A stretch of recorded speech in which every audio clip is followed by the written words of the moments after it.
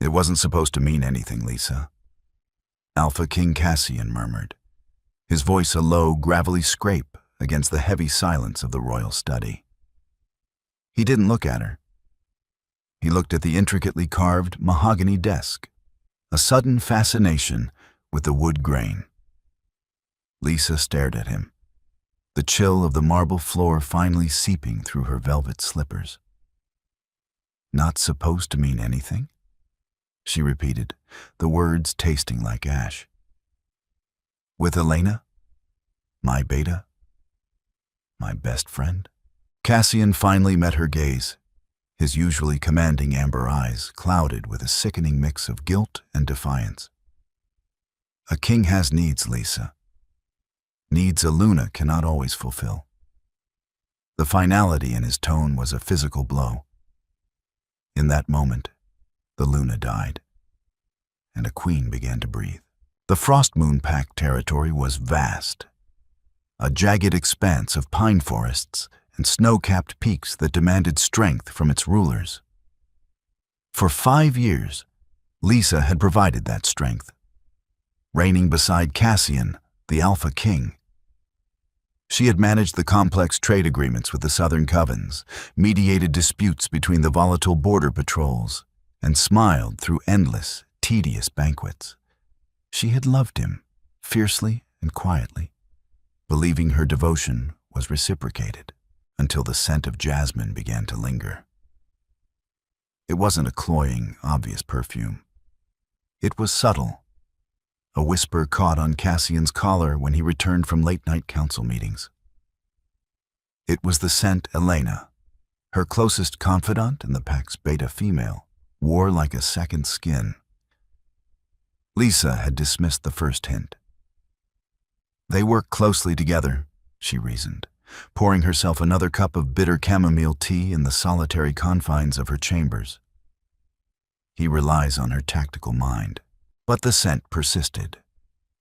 Then came the lingering glances across the great hall, the hushed conversations that abruptly ended when Lisa entered a room, the almost imperceptible shift in Cassian's posture when Elena was near. A relaxing of his broad shoulders, a softening of his rigid jaw. The confrontation in the study hadn't been planned. Lisa had gone to discuss a brewing border skirmish with the Shadow Wolves. Instead, she had found Cassian and Elena, not in an embrace, but standing too close, a charged intimacy crackling between them that felt more intimate than any physical act. Elena had fled, her usually confident stride reduced to a hurried stumble, leaving Cassian to face the wreckage. Needs, Lisa echoed now, standing in the study. She didn't scream. Screaming was for those who still had hope. Is that what I am to you, Cassian? A checklist of duties? Cassian sighed, running a hand through his dark hair. The silver crown sat heavily on his brow. You are my Luna. You hold a respected position. You are vital to the Pact's stability. Stability, she deadpanned. Not love, not loyalty. Loyalty is a complex thing, Lisa. He countered, a defensive edge creeping into his voice. Elena understands the burden of leadership in a way, well, in a way that requires a different kind of support. It was a poorly veiled insult, a dismissal of her entire existence as his partner. He was the warrior king, the conqueror. She was the administrator, the diplomat. He needed someone who thrived on the adrenaline of his ambition, not someone who sought to temper it with reason. I see, Lisa said softly. She didn't demand he banish Elena. She didn't demand an apology. She understood the unspoken rules of Frost Moon. An Alpha King's word was law, his desires paramount.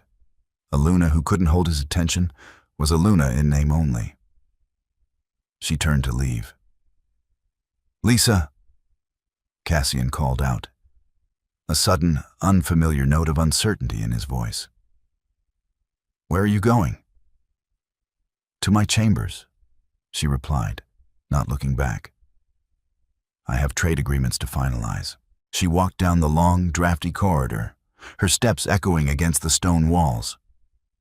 She passed the portraits of past Alpha Kings, their painted eyes seeming to mock her. Weak, they whispered. Replaceable. She reached her rooms and locked the heavy oak door. Only then did her legs give out. She sank to the floor, pulling her knees to her chest, the cold seeping into her bones. The pain wasn't a sharp stab, but a dull, spreading ache.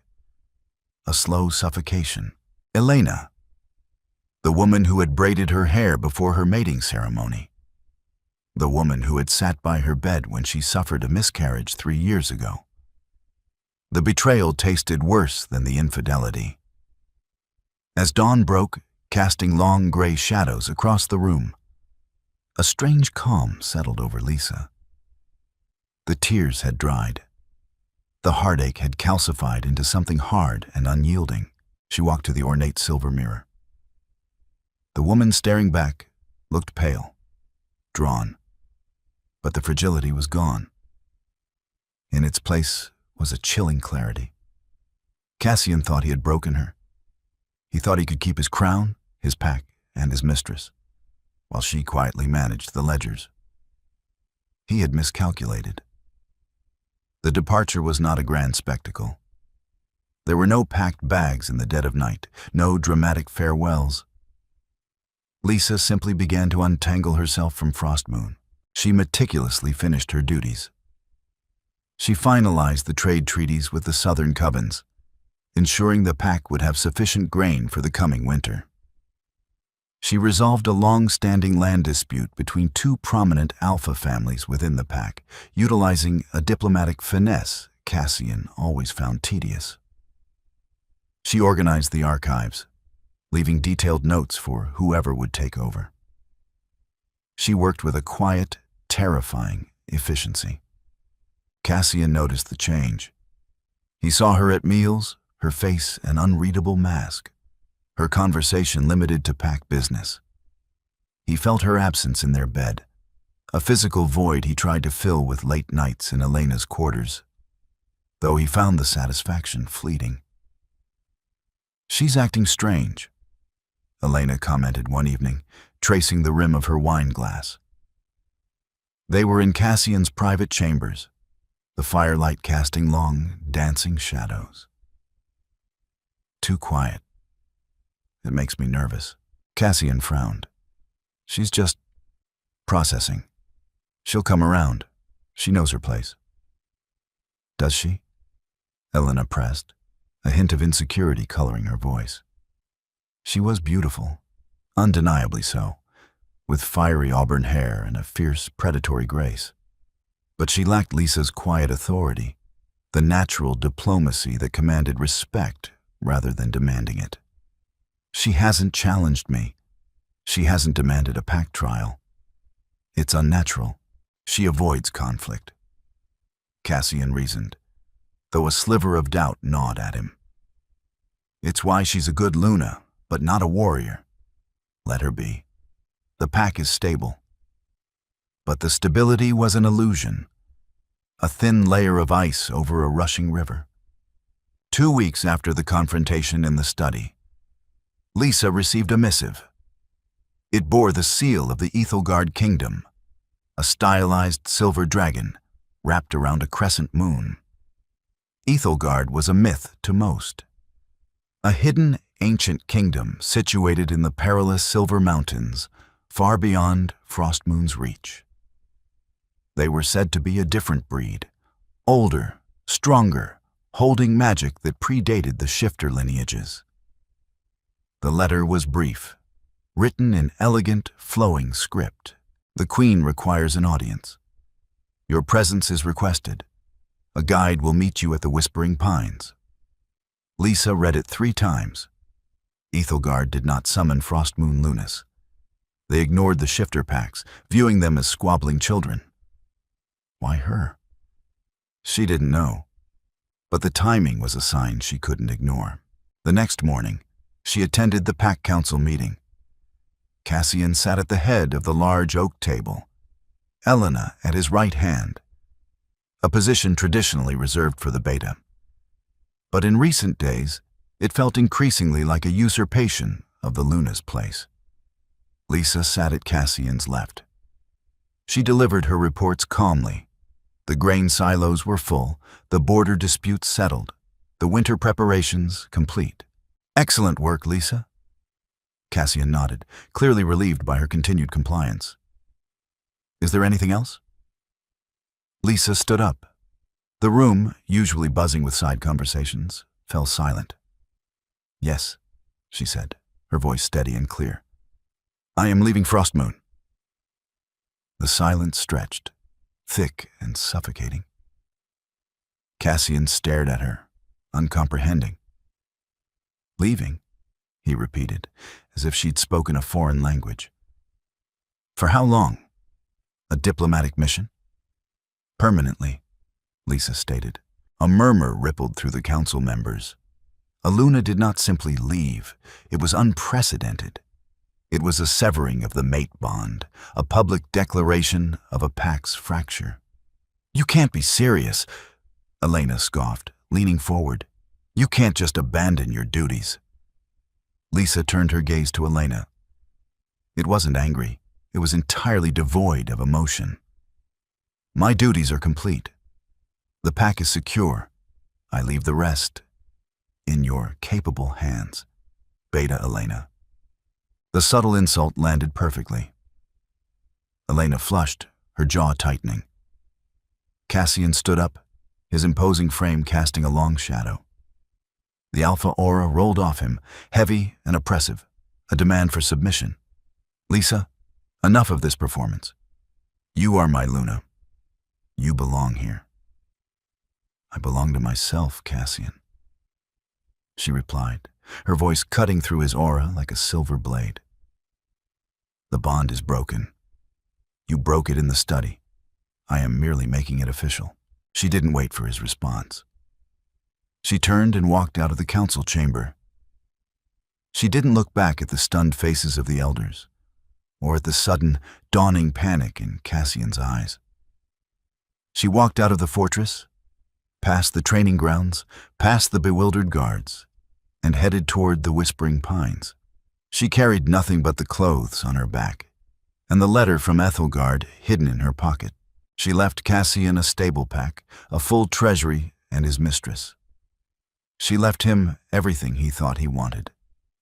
He didn't realize until much later that she had taken the soul of Frostmoon with her. The Whispering Pines earned their name. The wind didn't merely blow through the dense, dark needles, it sighed.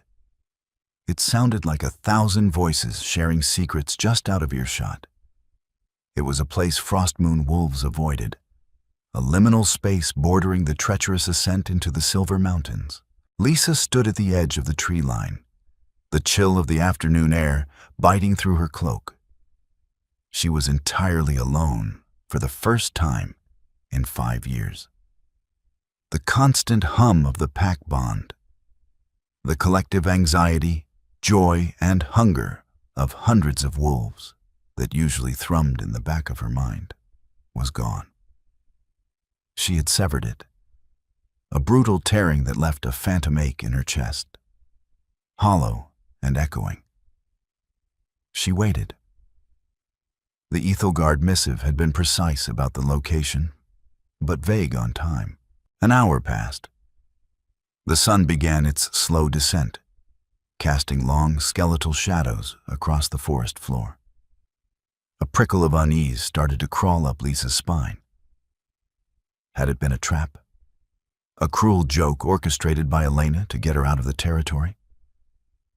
Then the shadows detached themselves from the trees. They were so silent. Lisa didn't realize she was surrounded until they stepped into the fading light. There were 4 of them, tall and impossibly lean. They didn't move like wolves, heavy and powerful. They moved like liquid smoke. They were dressed in dark leather and chainmail that gleamed with a dull, silver sheen. One stepped forward. He didn't wear a helm, revealing sharp, aristocratic features and eyes the color of old ice. "Luna Lisa," He spoke, his voice a low, resonant rumble that seemed to vibrate in her teeth. "Just Lisa," she corrected, her voice remarkably steady despite the adrenaline spiking in her veins.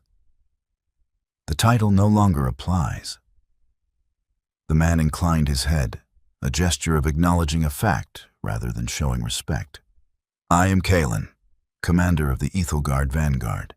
You are expected." He didn't offer a hand. He didn't ask if she was ready. He simply turned and walked into the dense pines, expecting her to follow. The journey was a blur of exhausting physical exertion and disorienting sensory input. They didn't stop for the night. They climbed. The terrain grew steeper, the air thinner and colder. The Ethelgard guards moved with an unnatural stamina, never panting, never stumbling. Lisa pushed herself to the absolute limit, refusing to ask for a rest. She was fueled by a cold, spiteful energy. Cassian thought her weak. She would prove him wrong, even if it was only to these silent strangers. By dawn, they crested a ridge, and the world fell away. Below them lay a valley hidden within the peaks, a sprawling expanse of emerald green, impossibly untouched by the snow that choked the surrounding mountains. In the center of the valley sat a city of pale stone and shimmering glass, its spires reaching for the sky like grasping fingers. It wasn't a fortress like Frostmoon. It was a work of art, beautiful and terribly imposing. "Ethelgard," Kalen announced, the only word he had spoken since the pines. As they descended into the valley, the air changed. It was warmer, heavily perfumed with blooming flowers, and it hummed. It was a vibration Lisa could feel in the marrow of her bones, an ancient thrumming power that made the shifter magic in her blood feel thin and new. They were led through wide, immaculate streets lined with people who paused to watch them pass. They didn't stare with the open curiosity or veiled hostility of a wolf pack. They observed her with an unsettling, ancient calm. Kalen brought her to the central palace, a massive structure carved directly into the side of the mountain. The doors, made of dark, unyielding wood, opened silently as they approached. "The queen awaits," Kalen said, stepping aside. Lisa took a deep breath, smoothing her dusty cloak. She had faced hostile alphas and cunning merchants. She could face a mythical queen. She walked through the doors alone. The throne room was cavernous, lit by glowing crystals embedded in the high ceiling. At the far end, on a dais of polished obsidian, sat a woman. She wasn't old, yet she looked as though she had seen centuries. Her hair was a waterfall of stark white, her eyes a startling, luminous violet. She didn't wear a crown. Her presence was sovereign enough. "Lisa of Frostmoon." The queen's voice resonated through the hall, clear as a bell. "You severed your bond. You walked away from a king."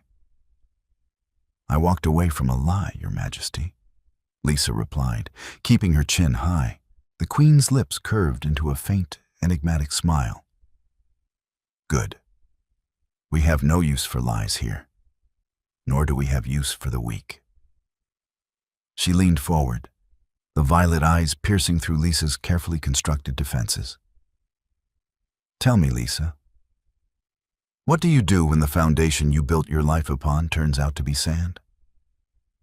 "You find solid rock," Lisa answered without hesitation. "And you build again." The queen nodded slowly. "Then let us see what kind of stone you are made of."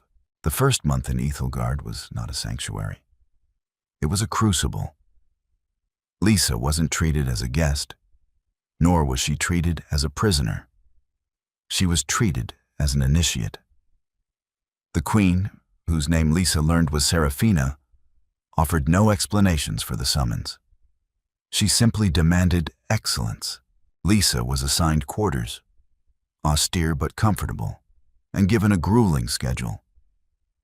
Her mornings were spent in the grand library, a dizzying labyrinth of ancient texts and glowing scrolls. She was forced to learn the history of Ethelgard, a history that predated the shifter pacts by millennia. She learned of the ancient magic that sustained the hidden valley, a magic tied to the earth and the stars, far more complex than the instinctual shifting of wolves. Her afternoons were worse. She was handed over to Kalen, the stoic commander, for physical training.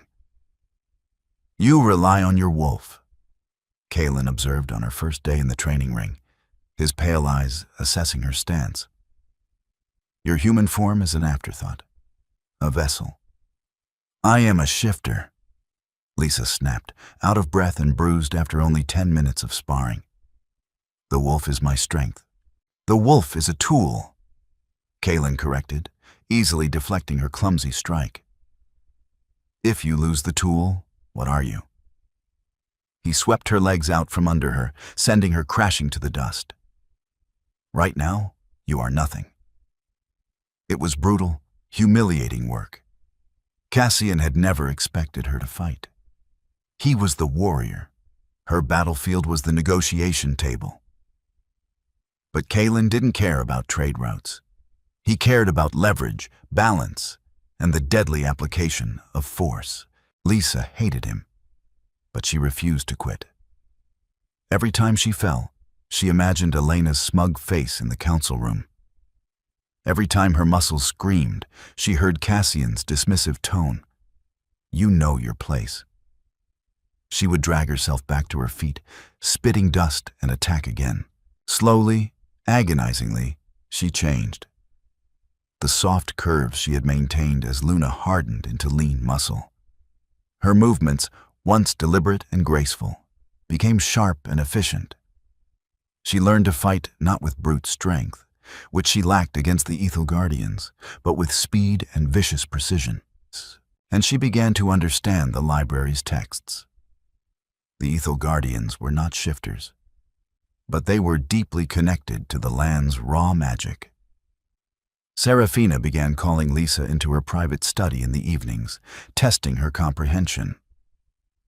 "The Frost Moon Pack believes power comes from dominance," Serafina said one evening, pouring a fragrant, steaming liquid from a silver pitcher. "They believe the alpha, who shouts the loudest and bites the hardest, is the strongest.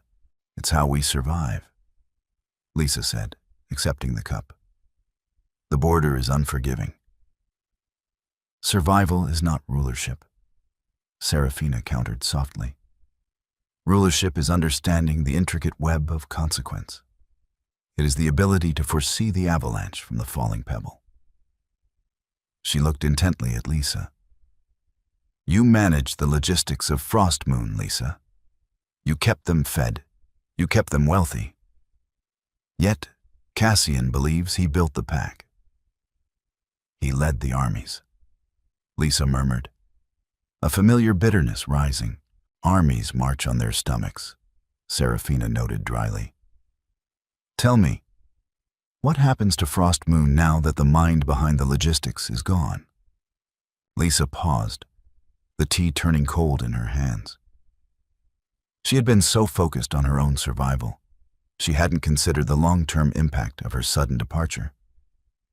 She had left things in order, yes, but order requires maintenance. Elena was brilliant at tactics, at manipulating people. But she had no patience for ledgers, for the slow, boring work of diplomacy. Cassian was decisive in battle, but impulsive in peace. "They will struggle," Lisa admitted slowly. "The trade agreements with the Southern Covens require constant renegotiation.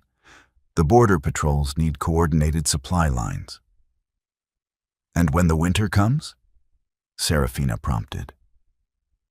"They will be vulnerable," Lisa said, the realization hitting her like a physical blow. She hadn't just left them. She had inadvertently sabotaged them. Serafina smiled, a chilling expression. "Precisely. Power is not always a roar, Lisa.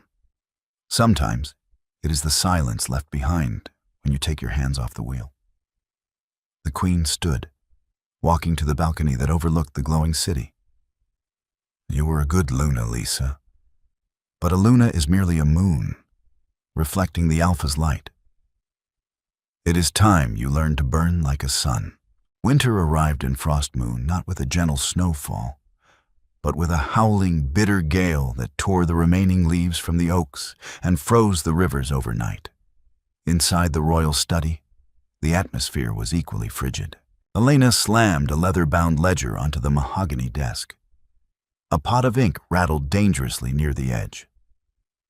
"This is absurd," she hissed, her auburn hair falling out of its usually perfect braid. "The Southern Covens are demanding triple the usual tariff for the winter grain shipments." "Triple, Cassian." Cassian rubbed his temples, a dull ache throbbing behind his eyes. He hadn't slept properly in weeks. The study, once a place of quiet strategy when Lisa sat across from him, now felt like a cage. "And what did you offer them in return?" "I told their envoy that if they tried to extort the Alpha King, I would lead a patrol across their borders and take the grain by force," Elena declared, her chest heaving with indignation. "They need to respect our strength." Cassian stared at her, the exhaustion settling deep into his bones. "Elena, you cannot threaten a trade partner with war when our silos are half empty and the snow is already 3 feet deep." "They insulted us," she snapped back, her eyes flashing gold with her wolf's rising temper. "Lisa let them walk all over us with her endless compromises. I won't."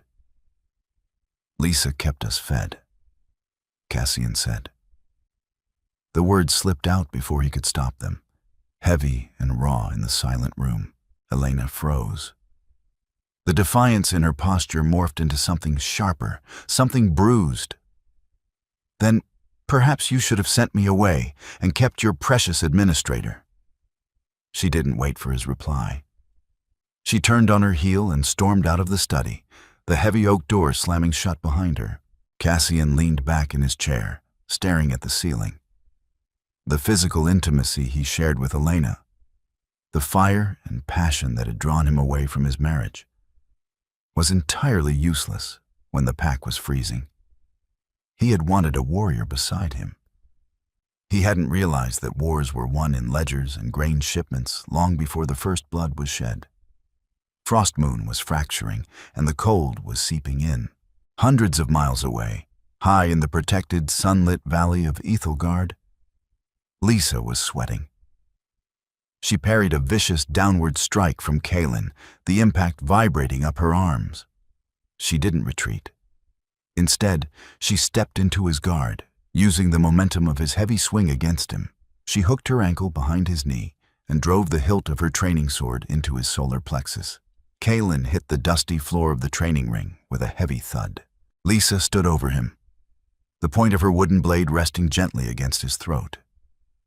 She was panting, a bruised cut on her cheek bleeding freely, but her hand was remarkably steady. For a long moment, the commander stared up at her, his pale eyes wide with surprise. Then, slowly, the corners of his mouth twitched upward. It was the first time she had ever seen him smile. "Yield," he rasped, tapping the ground twice. Lisa stepped back, lowering her sword. She didn't gloat. The victory felt clinical, a mathematical equation of leverage and timing, finely solved. "Impressive," a voice echoed from the shadowed archway of the arena. Queen Seraphina stepped into the light, leaning slightly on a silver-tipped cane. She looked frailer today, the luminous violet of her eyes dimmed by an invisible exhaustion. "She is ready, Your Majesty," Kalen said, rising smoothly to his feet and bowing his head. "Ready for what?" Lisa asked, wiping the blood from her cheek with the back of her hand. Seraphina gestured for Lisa to follow her. They walked in silence through the hanging gardens, the scent of night-blooming jasmine catching on the breeze. It no longer reminded Lisa of betrayal. It just smelled like flowers. Ethelgard is ancient, Lisa. Serafina began, her voice barely louder than the rustling leaves. But ancient things eventually crumble if they do not adapt. The magic of this valley is tied to the earth, but it requires a tether to the mortal realm to remain stable. A ruler. You are the ruler, Lisa pointed out. I am a ghost, holding onto the physical world through sheer stubbornness. Serafina corrected with a dry chuckle. My time is ending. The magic needs a new vessel. Someone forged in the brutal reality of the outside world, but possessing the intellect to wield ancient power without being consumed by it. Lisa stopped walking.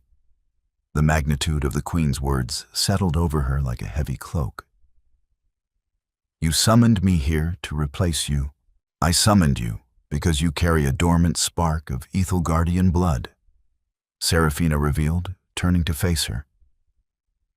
Your great-grandmother was exiled from these mountains. But blood alone is not enough. You had to prove your spirit. You had to prove you could rebuild from ash. The Queen stepped closer, her gaze piercing. Tonight, the celestial alignment reaches its apex. The crucible of stars will open. You will step inside, and you will either emerge as queen, or you will not emerge at all. The cavern deep beneath the palace hummed with an agonizing frequency. It felt as though the very air was vibrating, charged with a heavy metallic ozone that tasted like a thunderstorm. In the center of the cavern lay a circular pool of liquid silver, glowing with an ethereal, blinding light. The crucible of stars. Lisa stood at the edge, dressed in a simple white linen tunic. She was entirely alone. Serafina and Kaelin had escorted her to the heavy stone doors, but ancient law dictated the initiate must cross the threshold without aid. You will feel as though you are being unmade, Serafina had warned her, her frail hand resting on Lisa's cheek. The magic will search your soul for weakness, for lingering attachments to your past. If it finds you anchored to your pain, it will drown you. You must let it all go. Lisa closed her eyes. She thought of Cassian's amber eyes in the study, clouded with guilt. She thought of Elena's smug smile in the council room. The betrayal still burned, a dark, localized knot in her chest. She took a breath, opened her eyes, and stepped into the silver pool. The pain was immediate and absolute. It wasn't physical. It was a tearing of the mind. The liquid silver crawled up her legs, sinking through her skin and into her veins, like liquid ice. A cacophony of voices erupted in her head. She heard the howling of the frost moon pack, the frantic scratching of a quill on ledger paper, Cassian's voice whispering. It wasn't supposed to mean anything. The magic was trying to pull her backward into her trauma. It amplified her feelings of worthlessness, the humiliation of being replaced, the phantom ache of the severed mate bond. The silver reached her chest, tightening like a vice. She couldn't breathe. She was sinking. You are nothing without the pack. A voice hissed in the dark recesses of her mind, sounding remarkably like Elena.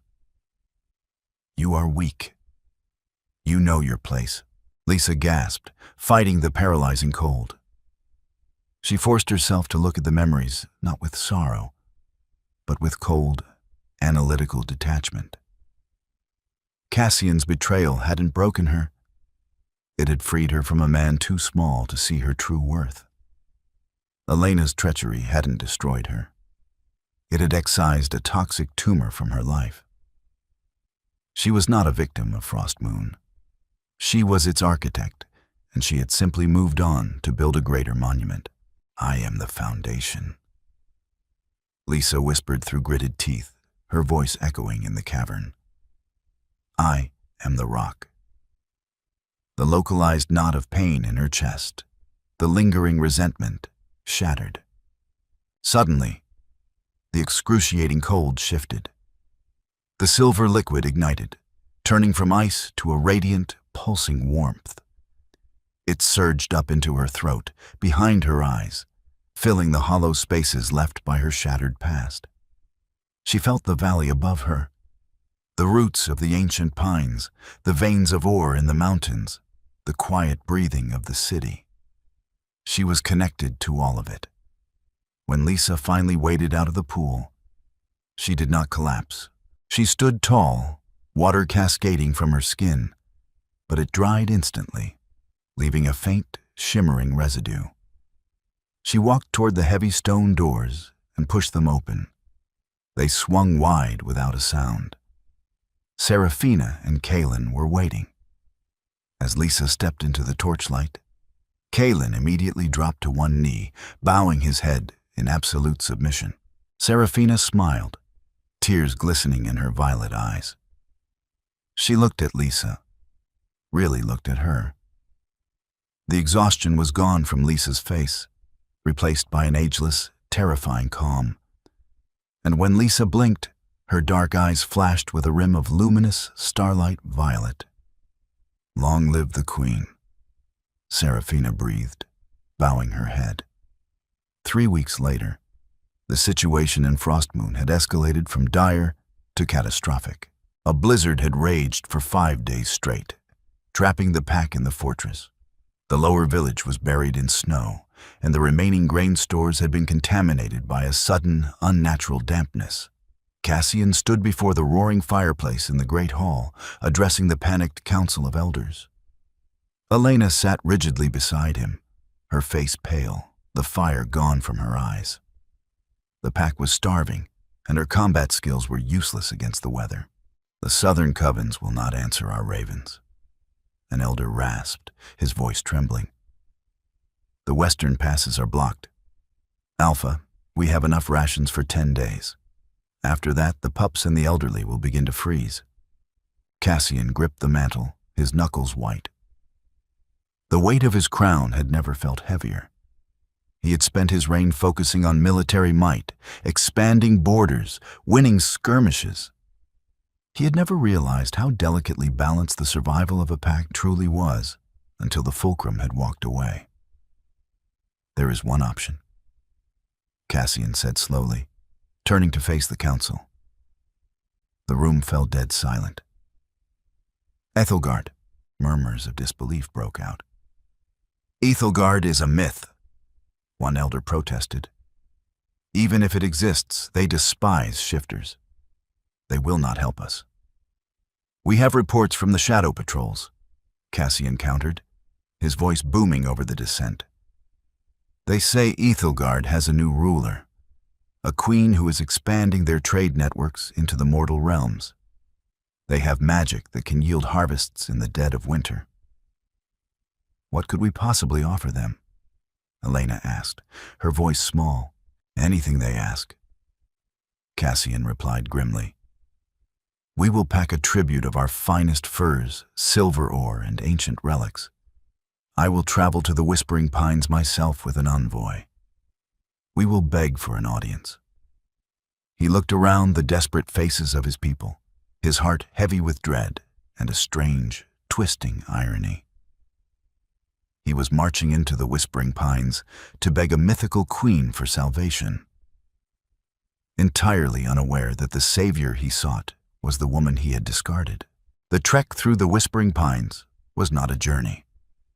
It was a slow, agonizing descent into humiliation. Cassian led the small envoy of Frostmoon's finest, but they looked nothing like a royal guard. They were a ragged procession of freezing, starving wolves pushing against a blizzard that felt almost sentient in its cruelty. Ice clung to Cassian's dark beard, and his usually powerful strides were reduced to a heavy, dragging trudge. Behind him, Elena stumbled. She was bundled in the thickest direwolf furs the pack possessed, but her lips were tinted a terrifying shade of blue. She had insisted on coming, driven by a frantic need to secure her position. If Cassian negotiated a miracle without her, her precarious hold on the pack's respect would vanish entirely. "Alpha!" one of the guards rasped, his voice barely carrying over the howling wind. "We cannot survive another night in this." Cassian gritted his teeth, the muscles in his jaw aching with cold. He wanted to roar, to demand the storm yield to his alpha command, but the wind only shrieked louder, mocking his impotence. He was a king of wolves. But here, in the shadow of the Silver Mountains, he was just another dying animal. "Keep moving," Cassian ordered, his voice cracking. "The maps say the border is—" "You are already past it." The voice didn't shout over the wind. It sliced right through it, low and impossibly clear. Cassian reached for the heavy broadsword strapped to his back, but his frozen fingers fumbled. Out of the swirling whiteout, figures materialized. They didn't crunch through the snow. They seemed to glide over it. 5 warriors clad in dark, shimmering leather and chainmail surrounded the Frost Moon envoy. At their head stood a tall man with eyes like glacial ice. Kalen. "State your business, shifters," Kalen commanded, resting a casual hand on the pommel of a curved blade. He looked entirely unaffected by the sub-zero temperatures. Cassian forced himself to stand taller, projecting whatever scraps of alpha authority he had left. "I am Cassian, Alpha King of Frostmoon. I have come to seek an audience with the Queen of Ethelgard. We bring tribute." He gestured stiffly to the 2 exhausted pack horses, carrying chests of silver ore and ancient relics. Kalen glanced at the chests, his expression thoroughly bored. "Ethelgard has no need of mortal trinkets. Turn back, King of Frostmoon. Your kind brings only noise and fleas." Elena pushed past one of her own guards, her desperation overriding her exhaustion. "You must let us through. Our pack is starving. The southern passes are blocked. We are prepared to offer anything." Kalen's pale eyes slowly slid to Elena, assessing her with a cold, clinical detachment that made her shrink back. He lingered for a moment, as if recognizing something pathetic in her frantic posture. "Anything," Kalen repeated softly. The corner of his mouth twitched in a mirthless half-smile. "Very well. Follow me. If you fall behind, you will be left to freeze." The Ethelgard vanguard turned and moved into the storm. Cassian and his envoy had to break into a grueling jog just to keep their dark silhouettes in sight. When they finally crested the hidden ridge, the blizzard abruptly stopped. It was as if they had walked through an invisible wall. Cassian gasped, dropping to his knees on the lush emerald grass. The air was warm, smelling of ozone and blooming jasmine. Below them, bathed in the golden light of late afternoon, was a city of impossible beauty.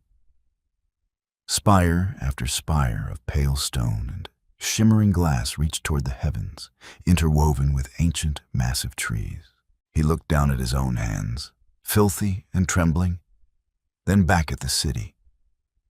For the first time in his life, Cassian felt remarkably, terrifyingly small. He had spent his reign conquering minor pacts and border territories, believing he was shaping the world. He realized now he had only been playing in the dirt. They were escorted down into the valley, walking through wide, immaculate streets. The citizens of Ethelgard paused to watch them, their faces serene and untroubled. There was no fear in their eyes, only a quiet, unnerving pity. Elena kept her head down, deeply conscious of the stench of wet fur and desperation that clung to them. Kalen led them to the imposing central palace, marching them up a flight of obsidian stairs that gleamed like dark mirrors. "Leave your weapons," Kalen ordered as they reached the massive wooden doors. Cassian hesitated. An alpha never disarmed. It was a sign of ultimate submission. He looked at Kalen's impassive face, then at the freezing guards behind him. With a heavy heart, Cassian unbuckled his broadsword and let it clatter onto the stone. "The queen is waiting," Kaelin said. The massive doors swung inward, revealing a cavernous hall bathed in a soft, ethereal light. Cassian took a deep breath, steeling himself to beg. The throne room was breathtaking, designed not to intimidate with weapons or grim banners, but with sheer, overwhelming architectural mastery. Glowing crystals were embedded in the vaulted ceiling, mimicking a star-filled night sky, casting a cool, luminescent glow over the polished obsidian floor. At the far end of the hall sat a throne carved from a single piece of moonstone. A figure was seated upon it, partially obscured by the cascading light from the crystals above. Cassian walked forward, the heavy silence of the room pressing down on him. Every footstep felt like a thunderclap. Elena walked closely beside him, practically hiding in his shadow, her previous bravado entirely evaporated. They stopped 10 paces from the dais. Cassian forced his knees to bend, dropping into a deep, formal bow. It burned his pride to do it, but the survival of Frostmoon depended on this single moment. Elena hastily followed suit, dropping to her knees. "Your Majesty," Cassian began, his voice echoing off the ancient stone. He pitched it to be commanding, yet respectful. "I am Cassian of Frostmoon. We have traveled through the bitterest winter in a century to seek your grace. Our lands are frozen, our silos compromised. We ask for trade. We ask for salvation." For a long moment, there was only silence. It stretched, taut and agonizing. Then, the figure on the throne leaned forward. "Salvation, Cassian." The voice was a velvet strike to the chest. It was calm, resonant, and entirely stripped of the warmth he remembered. Cassian's head snapped up. His heart hammered wildly against his ribs, skipping a frantic beat. He blinked, struggling against the luminescent glow of the room, his wolf instincts screaming in confusion. The queen stood, picking up a silver-tipped cane, and descended the first 3 steps of the dais, stepping fully into the light.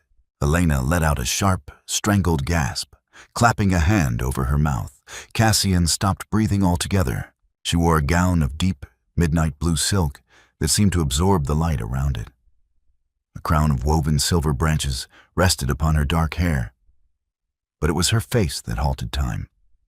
It was Lisa. Yet, it was not the woman he had discarded. The soft, accommodating Luna was gone. The woman before him radiated a terrifying, ancient power. Her dark eyes, once filled with quiet devotion for him, now flashed with a rim of starlight violet. "Lisa?" Cassian whispered, the words stumbling awkwardly from his lips. He pushed himself halfway up, a confused, desperate smile breaking across his face. "Lisa, thank the goddess. It's you. You're here." He took a step forward, the instinct to claim, to pull his mate into his arms, overriding all logic. "Halt!" Kaelin's voice cracked like a whip. A dozen Ethelgard guards materialized from the shadows, their hands resting on their hilts. Lisa didn't even flinch. She raised a single, graceful hand, and the guards instantly stilled.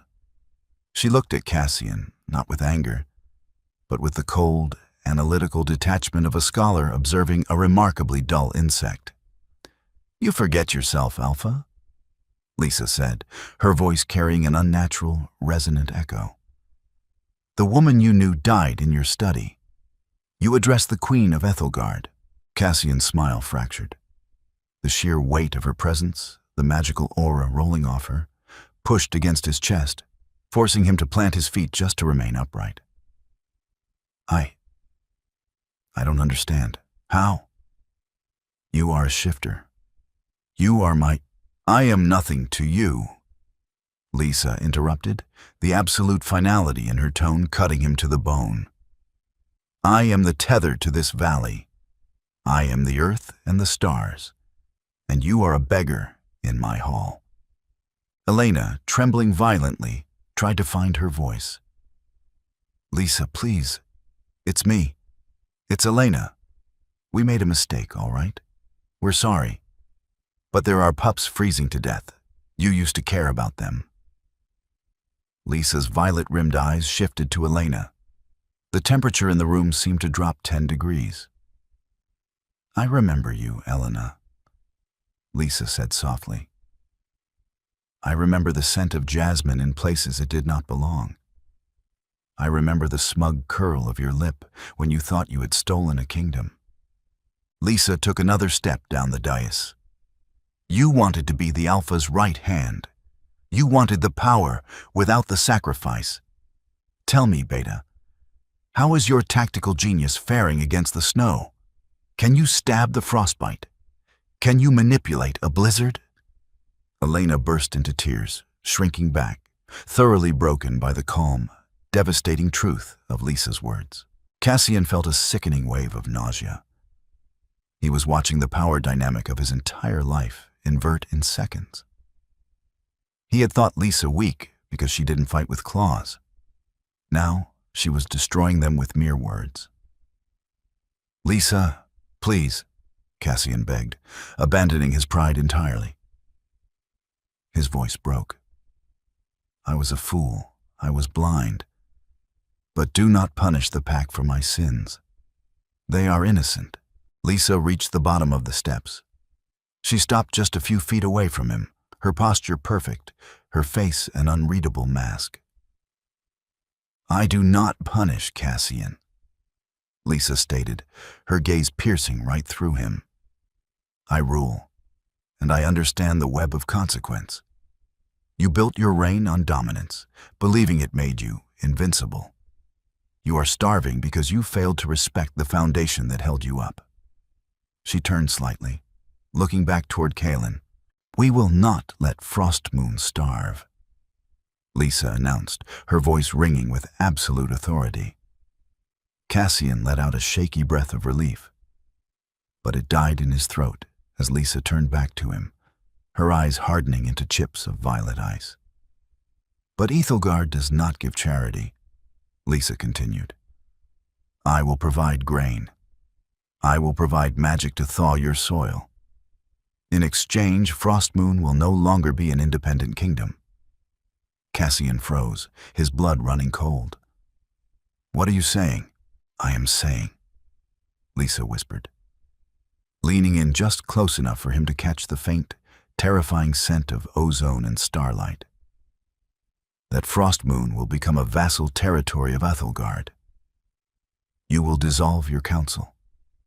You will pay a tithe of your warriors to my vanguard.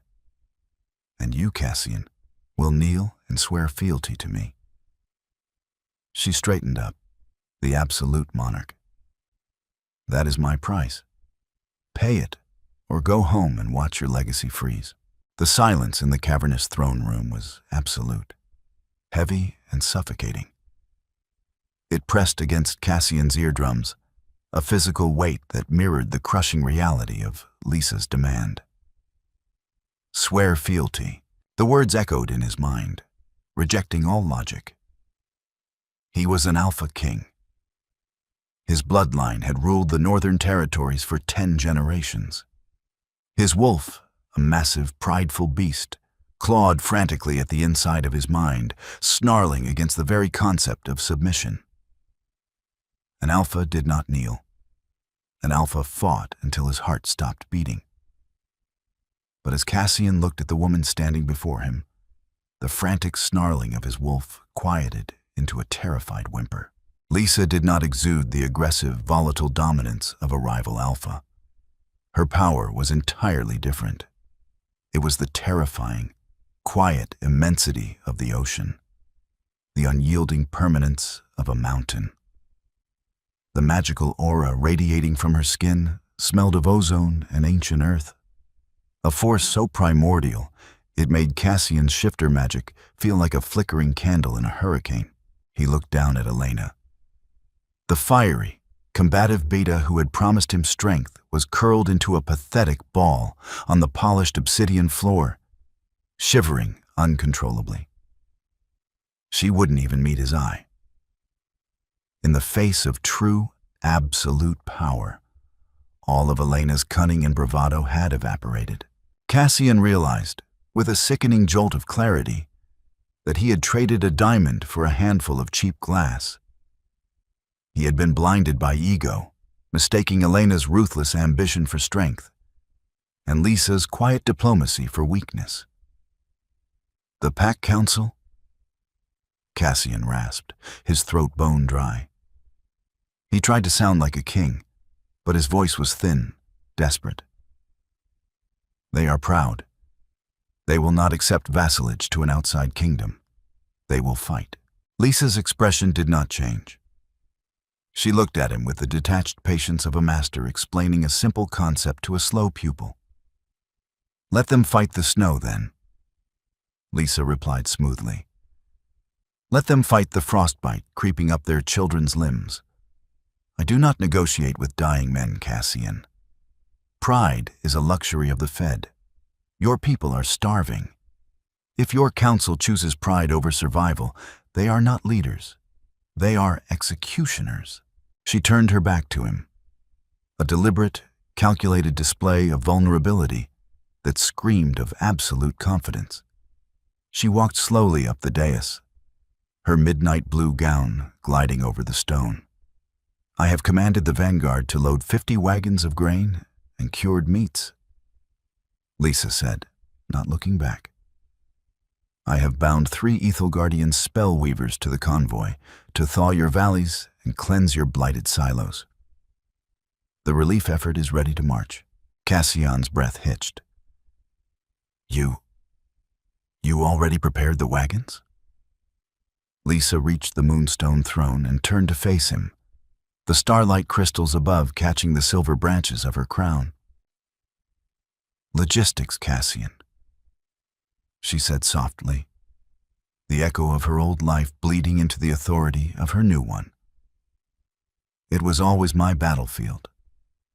I knew the mathematical certainty of your failure the moment you let the southern covens block the passes. I knew you would come here, and I knew you would have no choice but to say yes. She sat down, resting her hands on the carved armrests. The wagons leave in 10 minutes, with or without you. Make your choice. Cassian stood paralyzed. He thought of the pups huddled in the great hall, their cries echoing in the freezing dark. He thought of the elders, their faces gaunt, looking to him for a salvation he could not provide on his own. He had built his reign on dominance. But dominance was an illusion. True leadership was sacrifice. Cassian closed his eyes. The image of the proud frost moon banner snapping in the wind flashed through his mind, followed immediately by the image of a child freezing in the snow. He opened his eyes. He looked at Lisa, the woman he had broken, the woman who had reforged herself into a god. Slowly, agonizingly, Cassian's right knee buckled. It hit the polished obsidian floor with a hollow thud. Elena gasped, a ragged, wet sound from the floor beside him. Kaelin, standing in the shadows, did not move a muscle. Cassian gritted his teeth, his jaw trembling as he fought against every instinct in his body. Then he lowered his left knee. He was fully on the ground, dwarfed by the sheer scale of the throne room. He placed his hands flat on the cold stone and lowered his head, exposing the nape of his neck, the ultimate surrender of a wolf. I, Cassian of Frostmoon, he began, his voice breaking, tears of humiliation and bitter regret stinging his eyes. Do hereby surrender my crown. I pledge the loyalty of my pack, the strength of my warriors, and the breath in my lungs to the Queen of Ethelgard. From this day until my last, we are your shield, and you are our sovereign. The words hung in the air, a permanent shift in the world's balance. For a long moment, the only sound was Elena's quiet sobbing. Then, Lisa stood. Ethelgard recognizes the Oath of Frostmoon.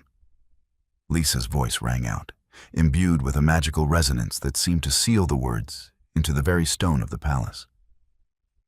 Rise, Alpha of the Northern Vassals. Cassian pushed himself up, his body feeling impossibly heavy. He didn't feel like an alpha anymore. He felt like a ghost. And me? The whisper came from the floor. Elena pushed herself up on trembling arms, her face smeared with tears and dust. She looked up at Lisa, a desperate, pathetic hope in her eyes. Lisa, Your Majesty, I can serve. I know Frostmoon's secrets. I can be of use to you. Cassian looked at Elena with utter disgust. Even now, she was trying to climb over him to survive. Lisa's violet eyes drifted down to Elena. There was no anger in them. There wasn't even pity. There was only a cold, terrifying apathy. You are a citizen of a vassal territory, Elena, Lisa said, her voice devoid of any emotion. Your fate is the concern of your alpha. You are beneath my notice. Elena collapsed back onto the floor, weeping openly, entirely shattered by the realization that she wasn't even worth the Queen's revenge. Kaelin, Lisa commanded. My queen, the commander replied, stepping instantly into the light. Escort the Alpha and his companion to the convoy. Ensure they survive the journey home. They have much work to do. Lisa turned her gaze back to Cassian one last time. The soft, loving Luna he once knew was completely erased, replaced by a ruler forged in starlight and stone. Go home, Cassian, she said quietly, and rebuild your pack on rock, not sand. Cassian bowed his head one final time. He turned and walked out of the throne room, following the silent commander into the warm, perfumed air of the valley, leaving the only woman he had ever truly loved sitting on a throne he could never reach. And so, the Alpha King who thought he held the world in his hands learned the most devastating lesson of all. True power is never loud, and true loyalty cannot be taken for granted. In his arrogant pursuit of fire and passion, he discarded the very foundation that kept his kingdom standing. Lisa's journey from a discarded, heartbroken Luna to the undisputed queen of the most ancient realm proves that when you strip away a woman's reliance on others, you might just uncover a force of nature that can bring a king to his knees. If you were captivated by Lisa's incredible journey of betrayal, empowerment, and ultimate vindication, please like this story, share it with your fellow fiction lovers, and subscribe for more dramatic, high-stakes romance tales. Let us know in the comments below. Do you think Cassian got what he deserved?